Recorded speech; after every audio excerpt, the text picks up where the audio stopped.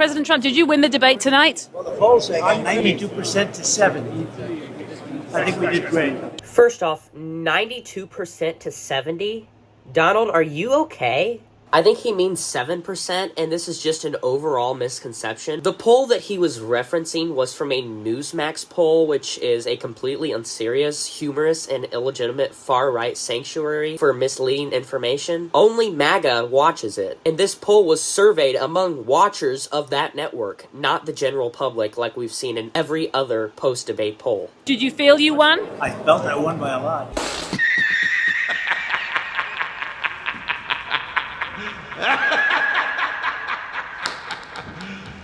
Are you serious? Kamala Harris brutally dragged the floor with Donald Trump and won this debate. Even he knows it. And it wasn't even close. She was able to bait him and trigger him by just telling the truth and answering questions. Unlike him, who when asked about his supposed healthcare alternative plan that he's been saying he has for 8 years now, said that he only has concepts of a plan, but failed to mention those said, quote, concepts. So just a yes or no, you still do not have a plan?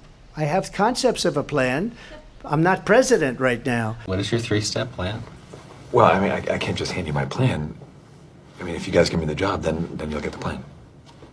Well, it's an interview, and we don't know that you really have the plan. Well, I'm not going to just make up that I have a plan. I got a plan. Believe me, you guys want it. You're in paper, right? Well, Donald, you were president for 4 years, and you tried to get rid of Obamacare without any replacement for it. You've had 4 years during your presidency and 4 additional post-presidency years to come up with an Obamacare replacement plan. But no, you much rather play golf, post 25,000 tweets, and just blatantly lie all the time.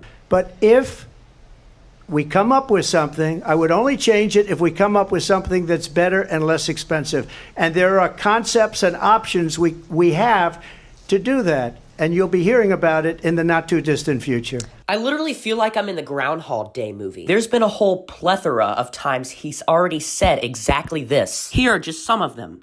You can slow this down if you want to, by the way.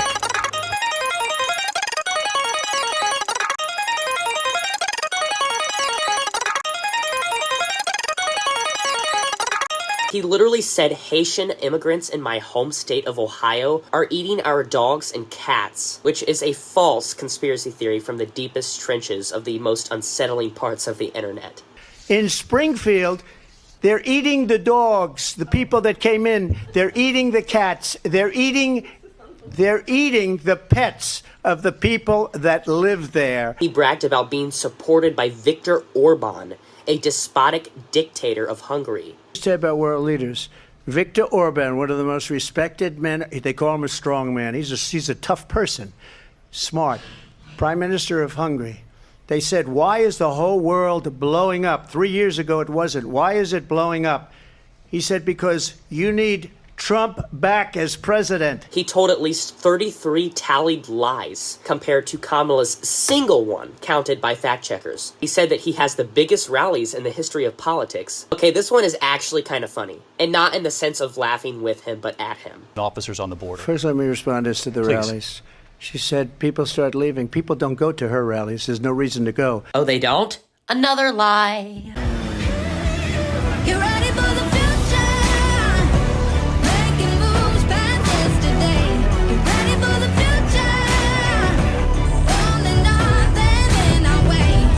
And I'ma take you places you ain't never seen, you never seen before. You're ready for the future, just say goodbye to yesterday. Additionally, I just needed to point out another fact. In case you don't know, it is significantly harder to get into a Kamala Harris rally than it is to get into a Trump rally. You can simply just type in Donald Trump rallies, and a page listing all his upcoming events comes up. I've been trying to register to get into a Kamala Harris rally for months. And when you Google search Kamala Harris rallies, you do not get the same results as when you type in Donald Trump rallies. You can't even get tickets for a rally on Kamala Harris's website. You have to go to Democrats.org, go to all the events, and specifically filter out the rallies only. Not to mention, you only get like a week's worth of notice before her next rally. And still, I can't even manage to find actual Kamala Harris rallies. All that comes up is phone banking stuff. And yet her rallies still managed to outnumber yours. And let's not forget, he didn't answer any of the questions that he was asked.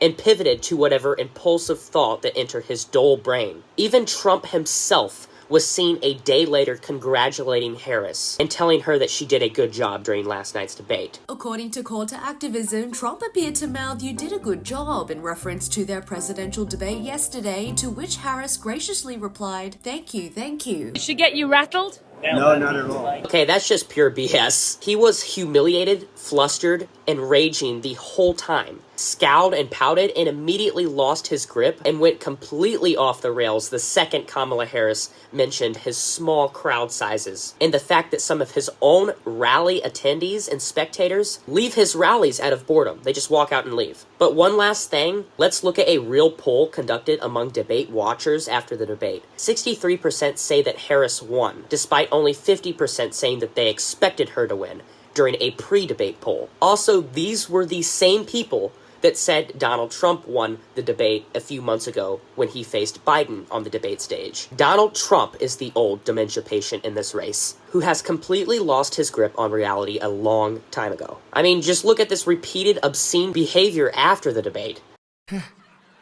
You saw it. Kamala Harris further escalated this guy's frantic mental state. This election shouldn't be close. It really shouldn't. You seemed a bit rattled.